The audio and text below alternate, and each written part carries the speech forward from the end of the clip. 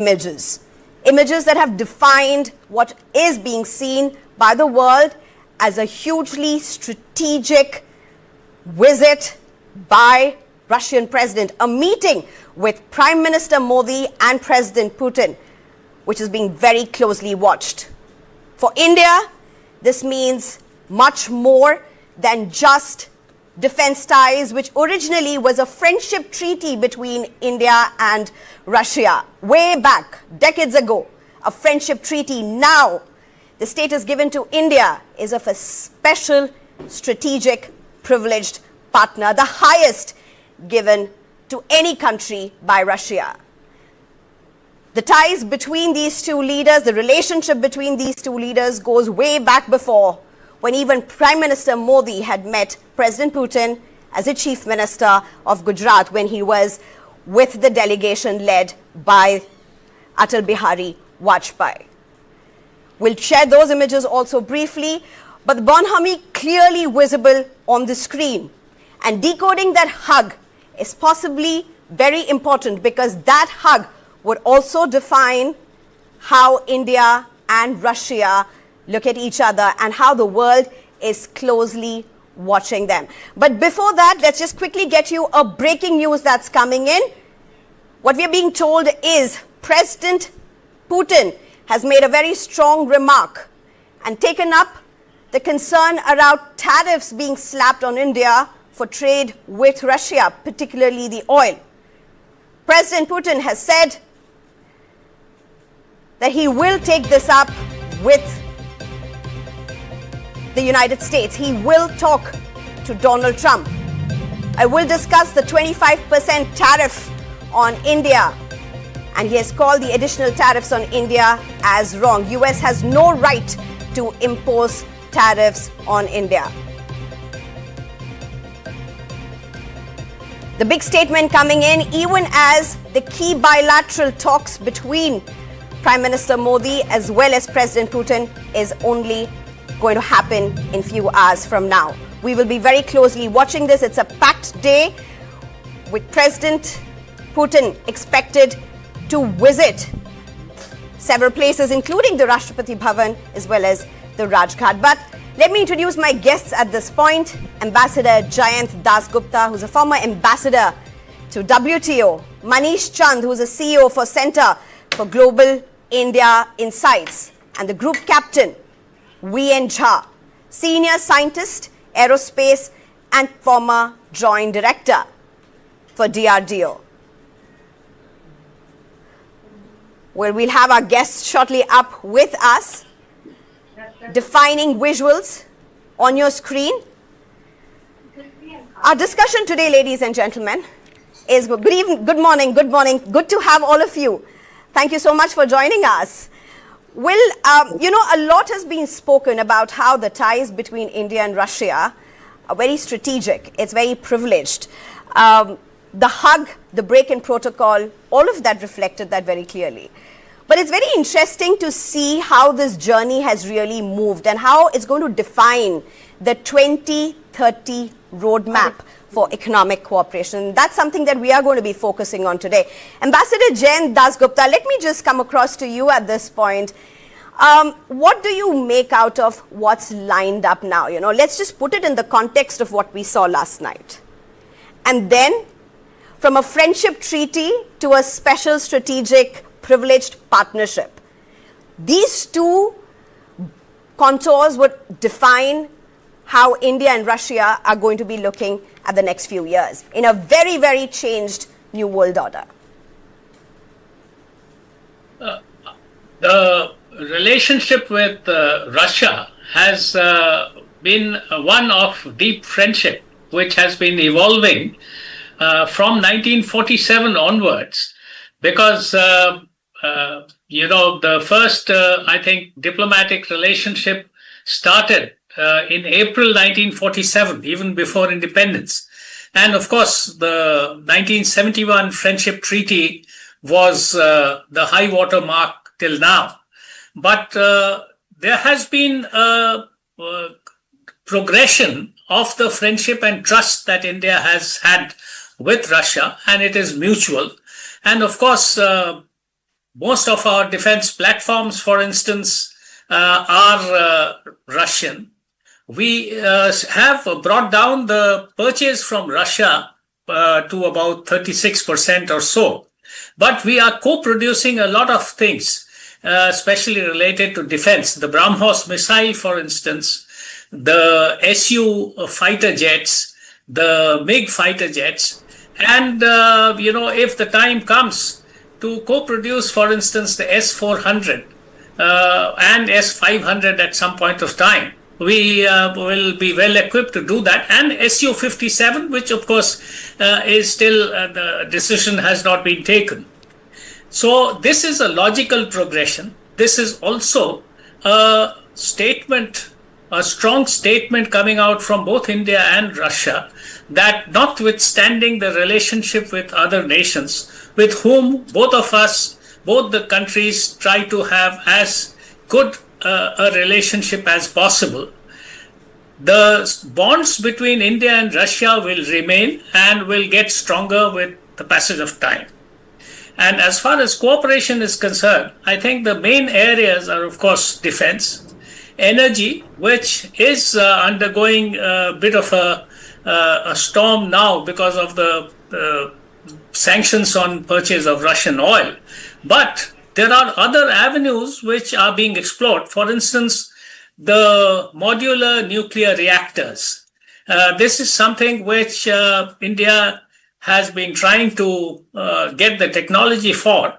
But I think the US has not really been forthcoming in sharing the technology, and it is not available with many countries in the world. So Russia has the technology and it is willing to offer it. And I'm sure there would be some in the communique, there would be some statement to that effect that we will have greater cooperation and sharing of technology, etc., on the modular nuclear reactors. The last point is trade. And of course, we have a trade deficit of about $59 billion. But with the purchase of Russian oil coming down, the deficit would come down, and we would also try to increase our exports. And the Russians have indicated that they would try to buy more from India to offset the trade deficit. That's right. In fact, Manish Chand, if I can get you in to just take off from where Ambassador Jayant Dasgupta has just left it. It's interesting, the statement coming from President Putin comes just hours after landing in India, a very, very strong statement. And it also sets the tone of what to expect as outcomes from the bilateral ties. As I said, the world order has changed significantly, and that's why it's also very important to set this very clear that even though India and Russia have very strong defense ties, a lot of movement and churn may be beyond that sector as well. And it's been a very continuing evolution of ties, as it were, from tech and beyond as well. So Manish Chand, what do you make out of the very strong statement that has come from a president himself at a time when you are seeing a decrease in oil imports from Russia? The centerpiece of this visit, defense and nuclear energy have been traditional pillars of robust India-Russia partnership. But this time around, the centerpiece of the visit is to add more economic heft to this relationship, to diversify the compass of this very important strategic relationship. In this context, as you rightly said, the energy imports are going to come down because of sanctions.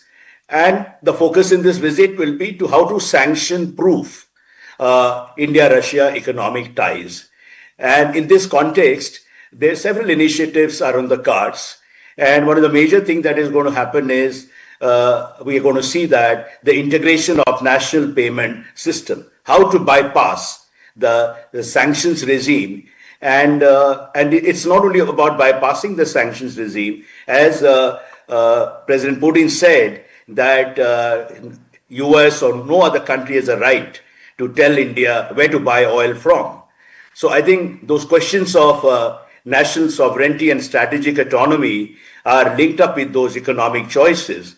So the challenge now is that moving beyond energy and moving beyond defense, what more India and Russia can do, and how India can step up exports to Russia, because this trade deficit is simply not sustainable. It will become another China story. You see, with China, we have a humongous trade deficit of close to $100 billion.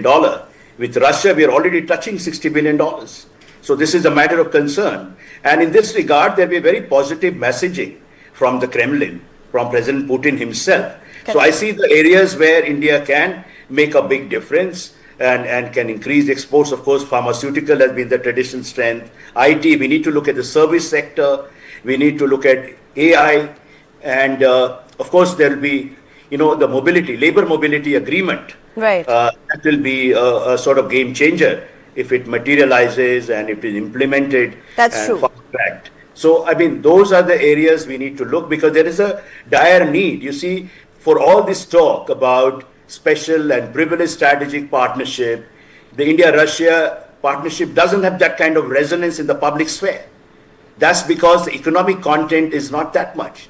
People to people connect is living primarily on nostalgia, So we need to But step I up. think 2 lakh students from India and Russia, sir, that's not a very small number either. No, you that's have there. increasingly a lot of students going and studying in Russia. 2 lakh students is not really a small number. A lot of people going to study medicine and even engineering for that matter in Russia. So this is a recent trend, more people are going, but if you compare it with figures, and I don't want to talk just about the United States, that's a different story. True. So what I'm saying is the potential to scale up the economic relationship, people to people, cultural ties. Absolutely. That's where the relationship needs to be broad-based. And this is the major overarching thrust of this particular visit. Because defense we have been doing, of course, there will be takeaways in civil nuclear reactors and a lot of agreements. Defense deals may not be announced, but important deals are expected to be finalized. But the real test would be that, what do we do with other aspects? Because you're right, $100 billion trade target. You must go back in time when $10 billion were difficult to achieve. Bilateral trade. And what are we now at? $68 billion, I think. So from what was once a $10 billion trade to a $68 billion trade to now what is being targeted for 2030 as a $100 billion trade. That's right. That's huge numbers. But give me a moment, sir. I think Group Captain VN Jha has been waiting a bit as well. Thank you very much, sir, for joining us. VN Jha, a very simple thing, just to build on what Ambassador was just talking. He's saying the resonance of India-Russia relationship in the public sphere is very limited. And he's, of course, talking from a very, from a lens beyond defense. Would you agree with that as well, or do you see it in different light? Because, look at the headlines globally today, across newspapers, across websites. It's a very, very different picture, a very close gaze that even the world is placing on India and Russia. Absolutely. I have heard every word of our panelists that they have spoken. Look, this is not a simple thing what is happening in 23rd Indo-Russia annual meeting. Today's Russia is entirely different from what it was. When the Ukraine-Russia war had started, I had heard one comment from a British defense minister. He said Russia will not be able to fight the war beyond 10th day. We are in the 4th year right now. So that is what Russia is. Russia's perseverance of the capacity is far beyond what earlier people used to imagine. It can continue fighting at the rate. It can absorb the sanctions, the numerous sanctions applied onto it. And so is India. Today's India is not the India what earlier used to be. Today we are walking pretty fast on the planks of Atmanirbhar Bharat.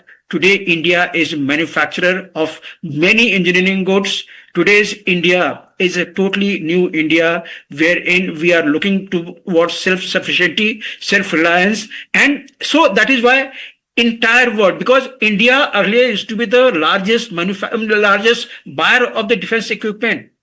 And that is where all beneficiaries of the past are looking with concern that what is going to happen here. That is why they are all looking so eagerly. And two other agencies who are looking is who are going to be affected with this. One is obviously America, which has applied, additional tariff onto us because of so and so thing, and their defense sale to India is likely to be impacted because today's India considers US as a unreliable partner, because we have seen in case of Tejas 404 engine supply, the deal was signed 3 years back for supply of 68. By now only 2 have come. So US obviously is unreliable partner. Secondly, the entire Europe, which used to feel that Russia will collapse, it has not happened. And in the process today, Russia and India are in a position where all the imports that used to come to Russia from Europe, that has stopped. All exports that used to go to the Europe, that is stopped. So all those things can be, readjusted between India. India is the biggest market in the world today. So it can be readjusted for all those impacts to be absorbed. And as Ambassador and other panelists also said, there is a difference of trade of about $68 billion or so. That could be readjusted here. Look at the team which is come here. In that, 9 cabinet ministers are there. Who all? There is a defense minister, there is the energy minister, there is an interior minister, there is a central bank governor, and other 2 banks CEO. What are they coming here for? The trade which had started in the local currencies with the BRICS, and Trump taking a tough stand that he will not let it happen. We are making it happen. All these 5 countries of BRICS, they are making it happen. And the same thing will happen between Russia and India also. We will have least dependence onto the dollar as far as the bilateral trades are concerned. So these 3 banking supergiants of Russia, they are here right now. So they will process out. And in addition to that, they are also CEO from the nuclear agency, Rosatom. Right. He is now. Russia has got the minimum, the small nuclear reactor, which is flexible. And that technology is with very few countries in the world. Right. That is one thing which will charm India. Second thing, of course, in the defense, a lot of things have been discussed about. But remember, don't foresee anything happening very quickly in the defense, because there is a laid down procedure, DAP, that you cannot bypass. So any purchase, whether it is Su-30 or it is S-500, will have to go through that process. But few things are there to be discussed. One, that Russia has delayed the supply of 2 squadrons of S-400. Secondly, the avionics and the software upgrade of Su-30, what India already has, that is overdue. And thirdly, our ordnance depot of today is much modified one. It is much capable. It has been reorganized to the different all ball game. Right. They can today produce those BVR missiles which Russia earlier used to buy. KH series, I think KH-31 and KH-58. Those were the anti-radiation missile. Right. What are used to produce? That can be produced here. There will be some talk onto this, and keeping our own indigenous missiles in focus, which very few people know that our Prithvi 1 air defense system, which is known as Pradyumna, that has got the same capability as S-500. It can reach up to 180 kilometers above the Earth's surface. Second is the missile system Ashwin, advanced air defense. It has got very high capability, pinpoint accuracy, Barak 8, QR SAM, and very few people know here in the world today. We have got a naval asset, INS Dhruv, which can track any incoming ballistic missiles 1,500 kilometers radius. So if these are deployed and everything is put together, we already have S-500. Obviously, the government of India will have their own think tank from the defense side that they will all discuss. Right. But the rupee trading, the bridging of the gap in the trade, few things on the procurement and defense side. These are all on the table that will be discussed. Very much. Thank you very much, Group Captain. Let me just very quickly go back to Ambassador Jayant Das Gupta. Ambassador Jayant Das Gupta, you know, a lot is being spoken about defense, obviously, because for a very long time, at least 70% of trade between India and Russia was defense. But that now is, I think, what, less than 30%, less than 40%, if you can correct me. A lot of that has now bifurcated to energy, to tech. And what is interesting possibly this time, it's also going to be almost like India in the Arctic and Russia in the Indian Ocean. You know, just symbolically speaking, when I say that, India and Russia are likely to move towards signing something around the Arctic, which may, one, with the shipbuilding presence for India, with very niche technology, access to Arctic, this may really mean opening new doors in a very geopolitical, geo-economic, strategic manner for India as well. This could well be India flexing its muscles in a new world order. It is true that with climate change and the polar ice cap starting to melt, very dangerously, if I may say so, on the Arctic side, the sea routes have opened up now for Russia especially, and for the other Scandinavian countries. Right. Now, Arctic is and Antarctica, both of them are a huge repository of many kinds of minerals and other precious materials. Right. So everybody is laying his stake on the resources there, and along with, of course, the high seas, the ocean depths also have a huge amount of resources which are still untapped.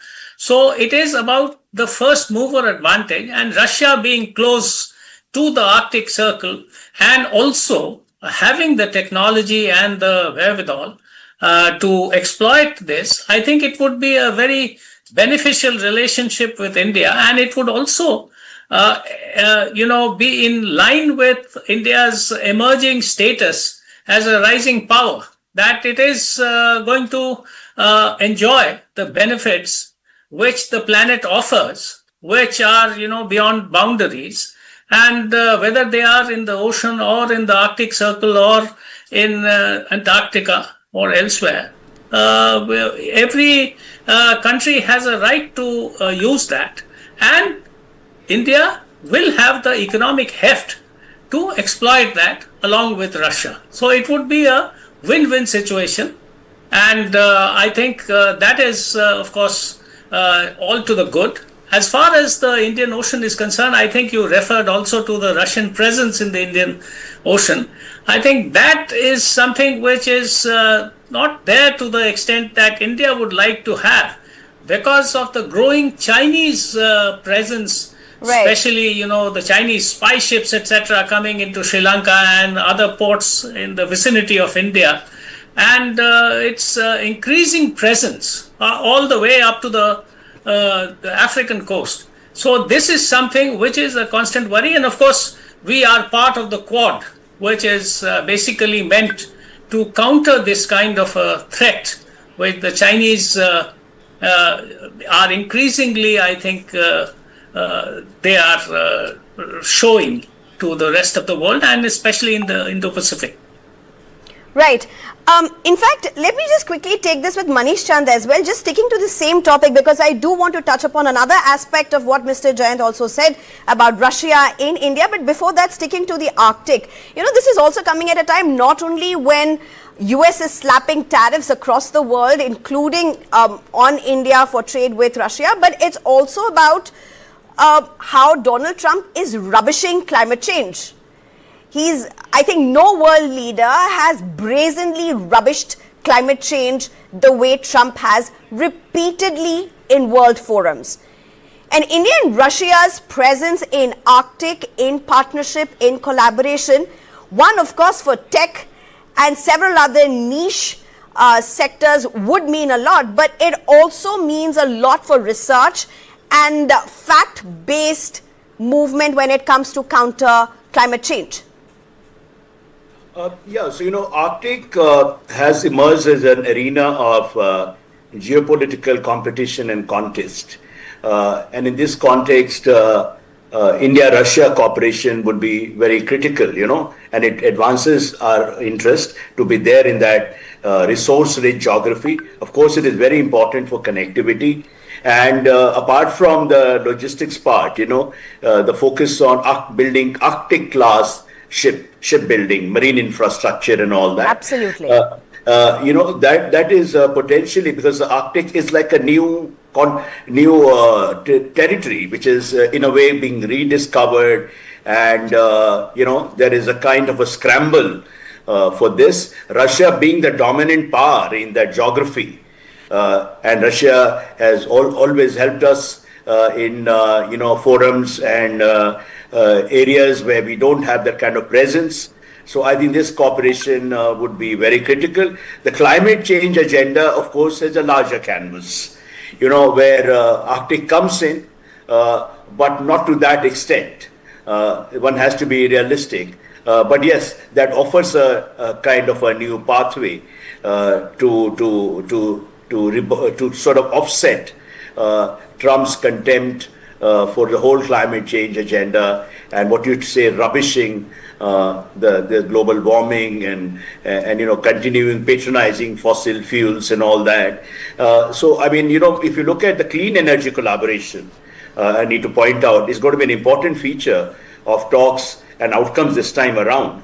It's not just hydrocarbons we are talking about. Of course, nuclear energy, small modular reactors, but also the collaboration in the Arctic and renewables would be an important thing. So India-Russia energy partnership is going in the direction of achieving net zero emission. It will also contribute to that. So that's a very healthy sign, that of changing dynamics, the changing priorities of India-Russia partnership in a mutating geopolitical landscape. And when you're talking about Trump, Trump is going to be an elephant in the room when the two leaders are going to be talking. And in this regard, how these three major powers, how they juggle their relationships. On one hand, Russia has also opened channel of Mr. Witkoff was there in Moscow only the other day. Absolutely, just before President Putin was set to come to India. Yeah.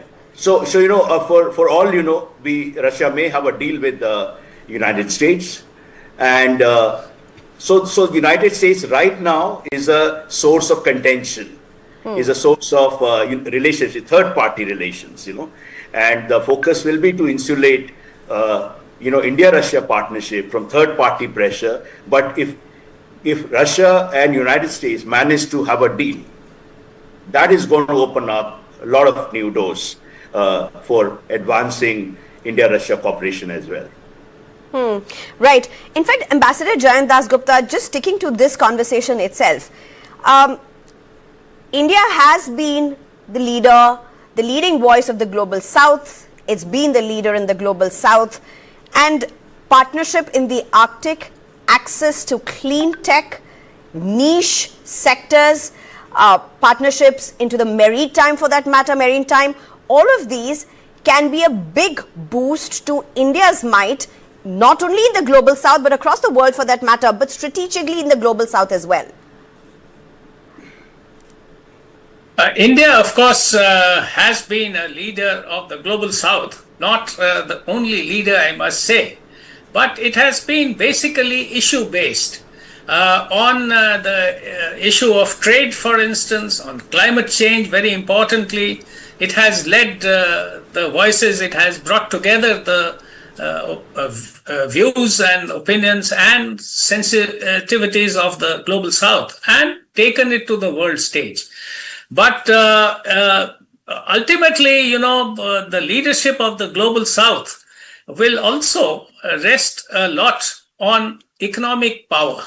And that is where China, for instance, now has the edge, not in terms of espousing the causes of the Global South, but bringing together voices, for instance, in the WTO, in the investment facilitation agreement negotiations. China has brought together through its BRI initiatives, through which it has influenced about 130 countries, or it has a presence there. So economic heft ultimately will also matter a lot.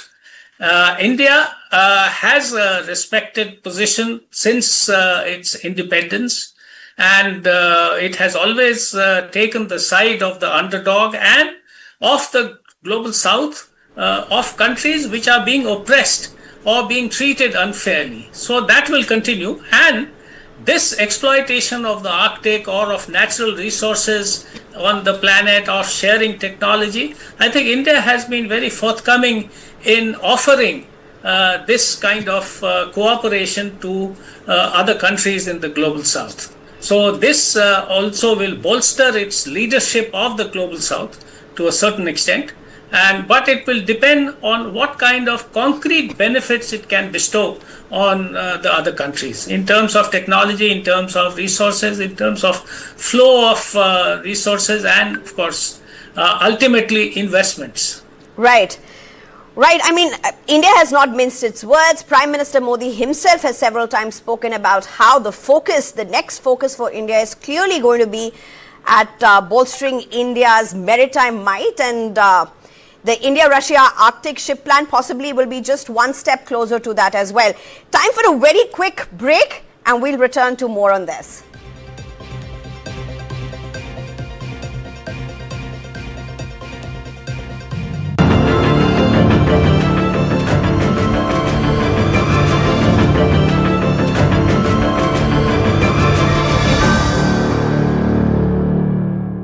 सोच रहा हूँ term life insurance ले लूं ताकि मेरे बाद family को पैसों की कमी ना हो। तू भी ले ले। अबे जल्दी क्या है, बाद में देख लेंगे। आराम से आराम से आराम से। अब तो कुणाल को हार्ट अटैक आ गया यार। पॉलिसी बाजार पर 0 GST के साथ अब 1 करोड़ का टर्म लाइफ इंश्योरेंस सिर्फ 400 रुपए महीने से शुरू। आराम से आराम से। हाँ। सामान देना भैया। अब आगे क्या करना है? वो बिट्टू की पर्ची में देखो ना, कहाँ गई पर्ची? नमस्ते जी। हाँ, मुझे पता है वो पर्ची में क्या लिखा होता है। आप चलिए मेरे साथ। व्हील चेयर, ये आपका और ये हाँ। आपका। पर्ची में शॉपिंग की बात तो जरूर लिखी होती है। थोड़ी पेट पूजा की बात कोई पर्ची में ना लिखे, ऐसा हो सकता है? Tiffin thank you. अरे पर्ची मिल गई। पर्ची में तो ये सब लिखा ही नहीं था। हम है ना आपकी पर्ची। सिर्फ वर्ल्ड क्लास एयरपोर्ट्स नहीं चलाते हैं, आपके सफर में हम सफर बन जाते हैं। अदानी, हम करके दिखाते हैं। हर स्वाद में बसा, हर दाद में बसा, ये मेरा चीज है। 50 सालों से जो बना इस देश की शान, वो है अमूल चीज। यही मौका है बिजनेस को बढ़ाने का, पर पैसा। अपनी सुपर पावर यूज करने का टाइम आ गया है। अब टेंशन मत लीजिए, IIFL फाइनेंस से झटपट गोल्ड लोन लीजिए और बिजनेस आगे बढ़ाइए। आपके जैसे सुपर हीरोज ऐसी छोटी मोटी प्रॉब्लम से थोड़ी ना रुकते हैं, इसीलिए लाइफ जब भी आगे बढ़ने का मौका दे तो अपनी सुपर पावर, अपना गोल्ड यूज करिए और IIFL फाइनेंस से गोल्ड लोन लीजिए। IIFL फाइनेंस करता है सीधी बात।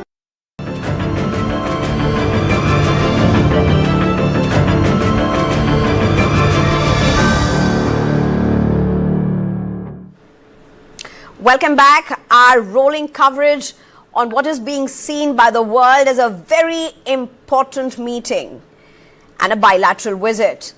Prime Minister Modi and President Putin, India and Russia summit. Well, right now, let me just introduce my guests again. I'm being joined by Ambassador Manju Seth as well. Thank you very much for joining us. We already have with us Group Captain V.N. Jha, Manish Chand, as well as Ambassador Jayant Dasgupta. Thank you very much, all of you. Well, very quickly, let me come to you, Group Captain V.N. Jha. It's interesting what Mr. Jayant said, what Ambassador Jayant said, and that is when it comes to Russia's presence in the Indian Ocean, it may not be as much as what India would want it to be, considering what is being seen as growing attempts of China to make its presence felt. How would you look at that? Absolutely, there is no doubt at all. Look, there is a saying in the defense, arena, that no place on the earth is without the power. The time when Americans, they withdrew mostly from the oceans, most part of the oceans, especially during Trump once regime and just before that, it was bound that that space will be occupied by some other power. And that is where China got in. And today, fortunately or unfortunately, China is the biggest power in naval assets, at least by number. So that we must not forget. Today, China is sitting already in the Indian Ocean, Bay of Bengal as well. And as well as it has got the ports leased out, ex-Hambantota, ex-Gwadar. It is already there. So, Russia and China already having a pact, unlimited pact. They may not confront each other. They may not like to confront each other, and especially at this time when Russia is already in a war, and it is being threatened on the other side as well by Norway as well as UK. Yesterday itself, I saw some statement coming in which UK has issued a threat that if any naval assets of Russia comes in their side of the international water, they will confront. So there is a problem right now happening all over. But coming back to your question, look, India here would like Russia to come, but it cannot deny others coming because the major naval force of the globe today is America. They have withdrawn largely from here. We were expecting that under Quad government, especially America, will put a security element as well, military element as well into this, which can then dictate, major parts of the Indian Ocean as well as other places in Pacific. But that didn't happen. Quickly, America made an alliance of AUKUS, and through that they are looking differently at the Quad that we were hoping for. So today, fortunately, Modi government has put naval development and naval development of the assets as the highest priority. And there was a talk going on about 5 years back that we should again hire or lease a nuclear submarine. Today, fortunately, India is making its own nuclear submarine. 2 INS Arighat are already commissioned in the water. 3rd is in the manufacturing stage. It should be coming to the waters in another couple of years or so. Maybe next year it may come.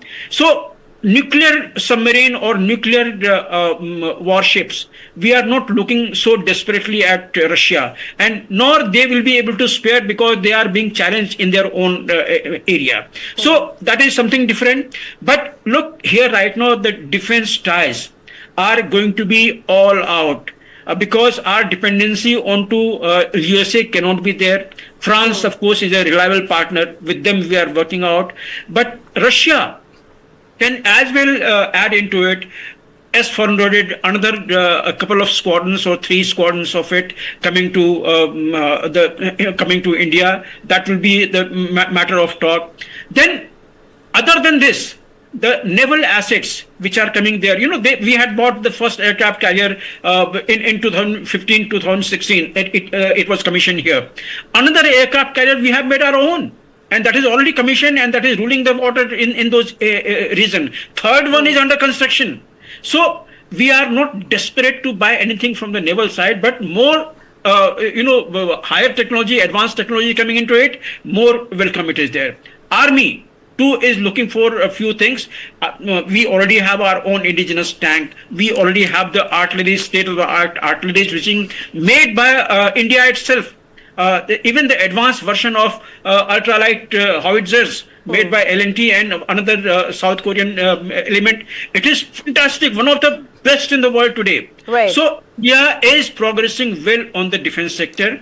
Yes, from the time that Modi had come, first statement of his in 2015 that this century, 21st century, belongs to India, he was mostly referring to the youth power. We have got most of the youth power who have been skilled over last 10 years in different arenas, and those are the skilled manpower which can be exported to Russia. And Russia is desperately looking at the, you can call it labor force or the skilled force coming from any of the country who can assist in their development, manufacturing, and many other service fields. So that is another area. And last but not the least, the trade part is going to be very, very important here, because as I mentioned to you earlier, the vacuum created by ban on the imports, exports ex-EU will be a benefiting factor for the India. That is one area where India can leverage the trade deficit that is there. Right. And also,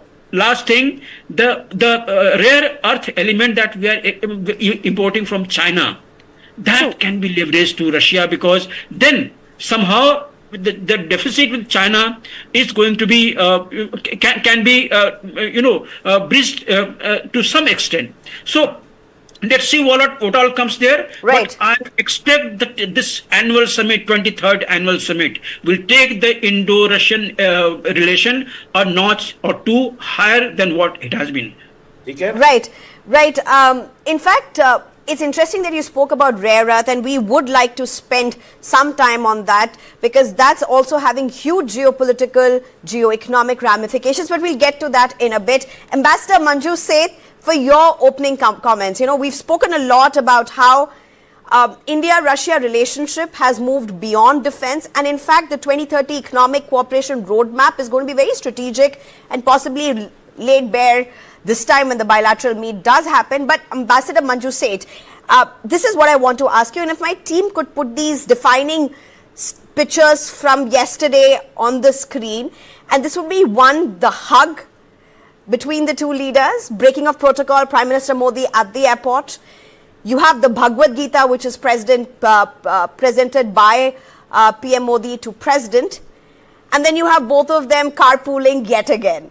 This equation, it's not just about the two leaders alone. It's also about two countries that have weathered and roughed out several global events together. It's interesting that neither has India ever taken a stand against Russia, whether it even be at the United Nations. It's always been very clear, and Russia has backed India at very, very key junctures, including today, where Putin has gone ahead and said that he will speak to Donald Trump. He will speak to Donald Trump about the 25% excess tariffs on India for trade with Russia, particularly the oil. This is the unfolding relationship between India and Russia. That is very clearly why the world is looking at how the meeting is going to progress today. Absolutely, very rightly put and very well put, how the world is looking at this evolving and continuing relationship and strengthening of this relationship.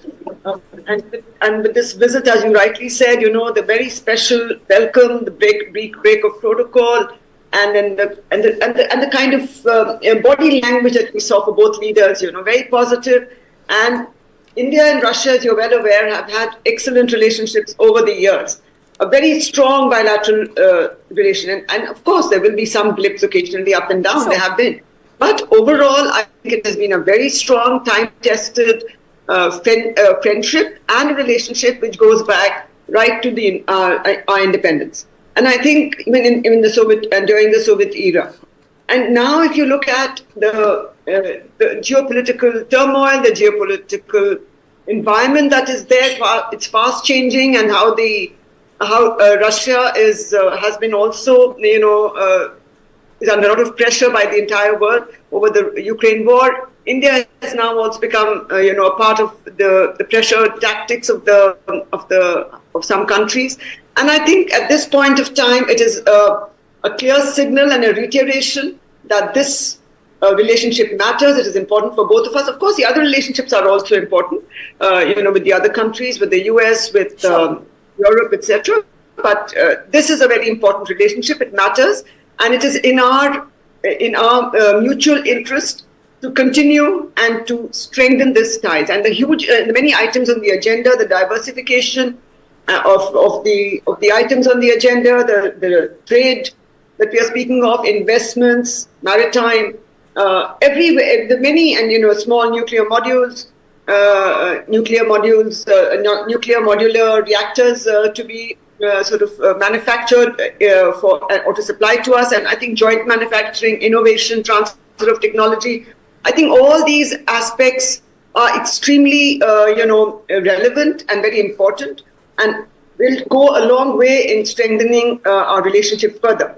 Absolutely. If you look at the sheer number of MOUs that are expected to be signed is another positive trend. And I think the fact that we are targeting $100 billion is going to be maybe achievable, but yes, it is important that our products and we diversify our export basket and our export, items to be able to, penetrate the market, because we don't have many products going there right now.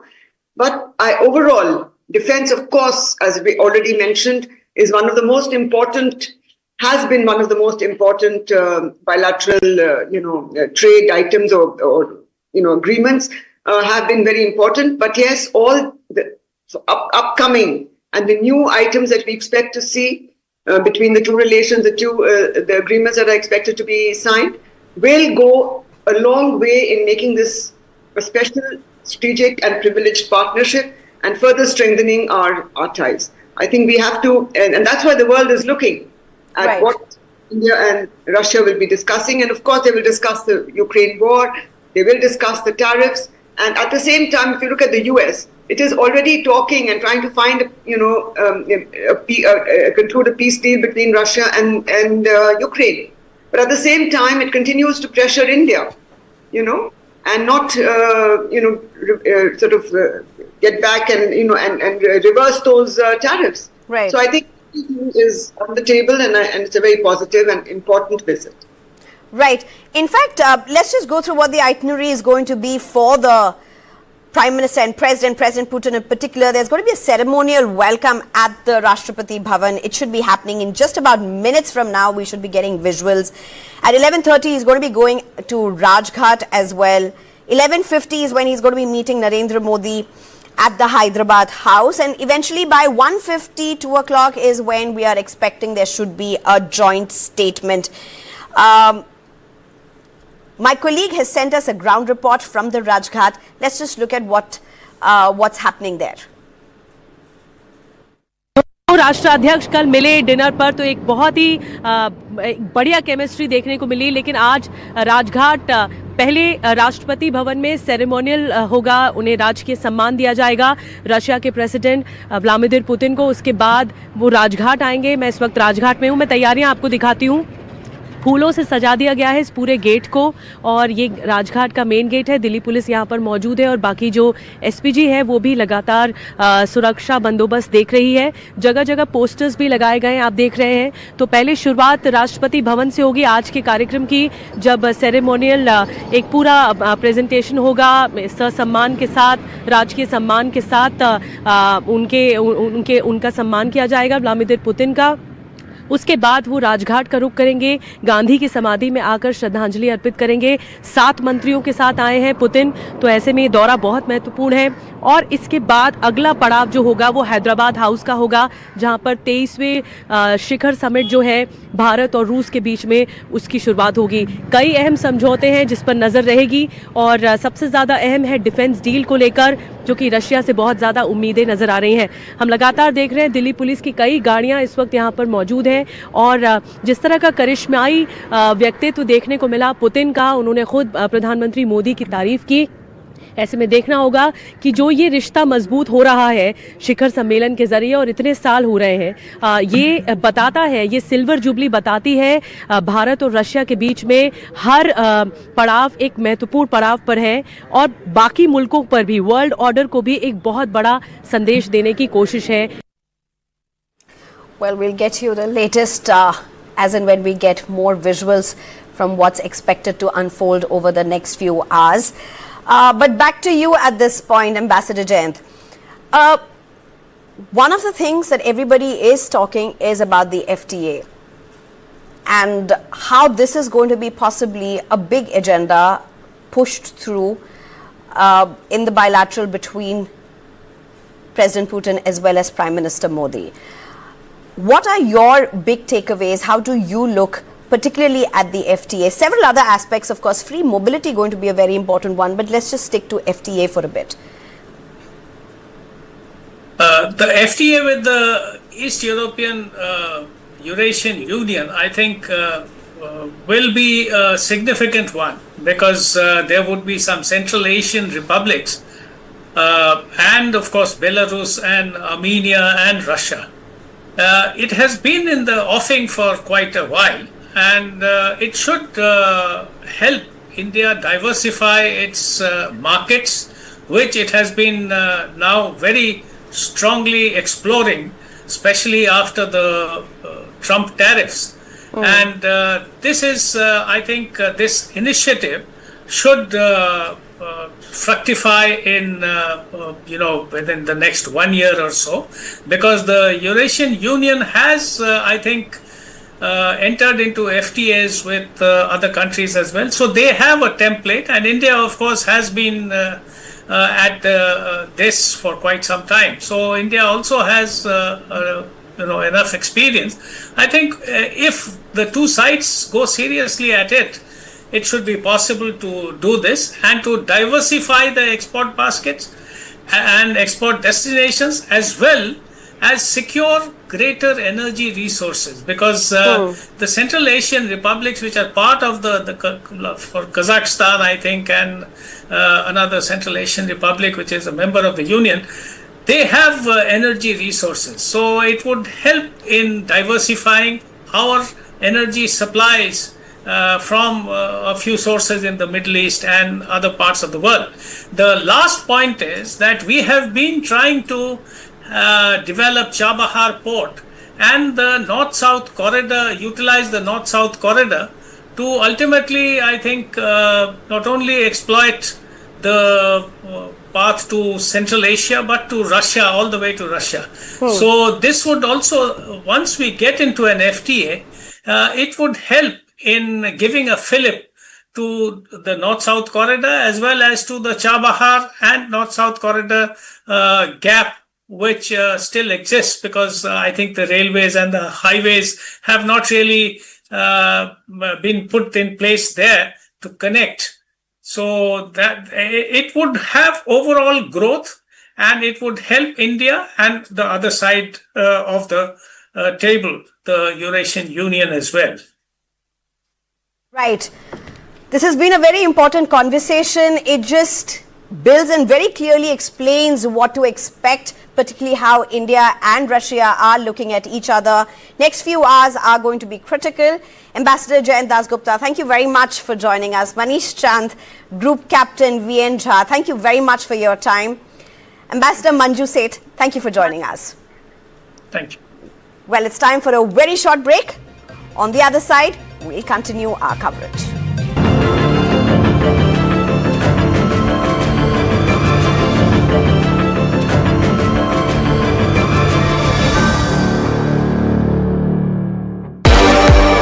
Speed, it's relative. The more you speed up, the more the world slows down. And when you are fast enough, everything becomes still. That's when you see the world as it truly is. Servo Hypersport F5, when speed is your default. आराम से हाँ। सामान देना भैया। अब आगे क्या करना है? वो बिट्टू की पर्ची में देखो ना, कहाँ गई पर्ची? नमस्ते जी हाँ? मुझे पता है वो पर्ची में क्या लिखा होता है। आप चलिए मेरे साथ। व्हील चेयर, ये आपका और ये आपका। पर्ची में शॉपिंग की बात तो जरूर लिखी होती है। थोड़ी पेट पूजा की बात कोई पर्ची में ना लिखे, ऐसा हो सकता है? टिफिन लाया। Thank you. अरे पर्ची मिल गई। पर्ची में तो ये सब लिखा ही नहीं था। हम है ना आपकी पर्ची। सिर्फ वर्ल्ड क्लास एयरपोर्ट्स नहीं चलाते हैं, आपके सफर में हम सफर बन जाते हैं। अदानी, हम करके दिखाते हैं।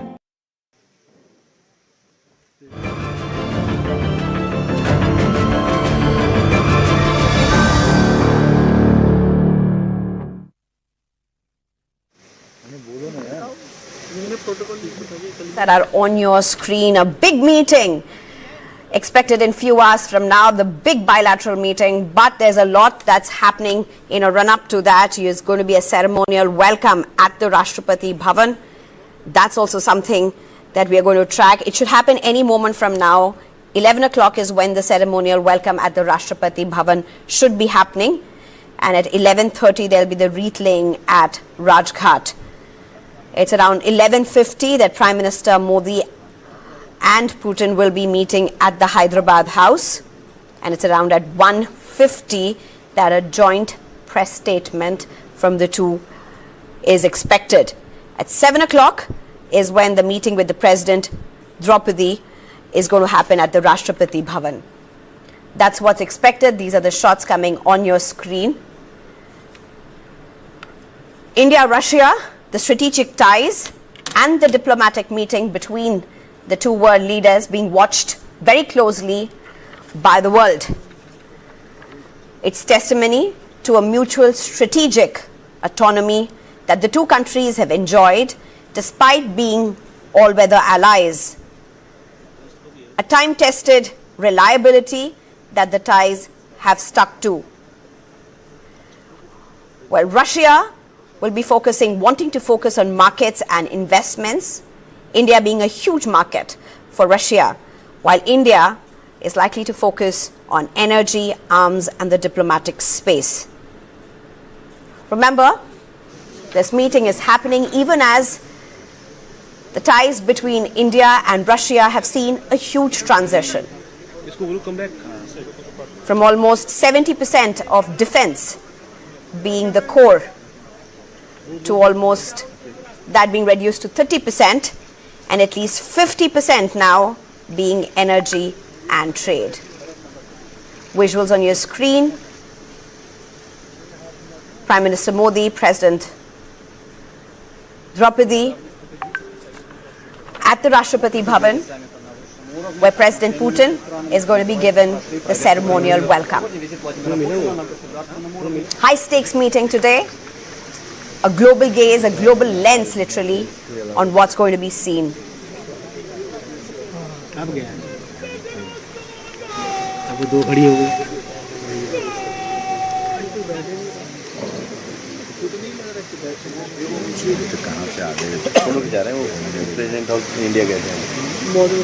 This point by Lieutenant General Arun Saini, who's a former general officer commanding GOC-in-Chief, Indian Army, and President, Information Security Council of India, as well as Professor Swaran Singh, School of International Studies, JNU. Thank you very much, both of you, for joining me. It's a pleasure to have you. These are the shots that are coming in live from the Rashtrapati Bhavan, where President Putin is going to be accorded a ceremonial welcome. Well, let's go straight to you, Lieutenant General Arun Saini.